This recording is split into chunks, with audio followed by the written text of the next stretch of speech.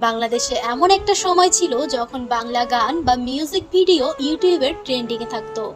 আর তখনই ঈগল টিমের সাথে কাজ করে নিজের জনপ্রিয়তাকে নিয়ে গিয়েছিল অনেক উপরে। নিজের যোগ্যতা, সৌন্দর্য ও পরিশ্রমকে কাজে লাগিয়ে ঈগল টিমের সেরা নায়িকা এবং বাঙালি জাতির ক্রাশ হয়ে ওঠেন নুসরাত জাহান অন্তরা। ইউটিউবে তার কাজ করা মিউজিক ভিডিও এবং নাটকগুলো এখনও ট্রেন্ডিংয়ে থাকে। হ্যাঁ ভিউয়ার্স, আজকে আপনাদের সামনে তুলে ধরতে যাচ্ছি বাংলাদেশের সবচেয়ে বড় ইউটিউব চ্যানেলের মালিক রাকিব হোসেনের স্ত্রী নুসরাত জাহান অন্তরার জীবনী এবং তার সফলতার গল্প। তার আসল নাম নুসরাত জাহান অন্তরা হলেও অনেকেই তাকে বাথরুম ব্লগার বলে ডেকে থাকেন। রাকিব হোসেনের টিম অন্তরাকে বাথরুমের কমোডে ফেলে দেওয়ার জন্যই তাকে অনেকে এই নামে ডেকে থাকেন।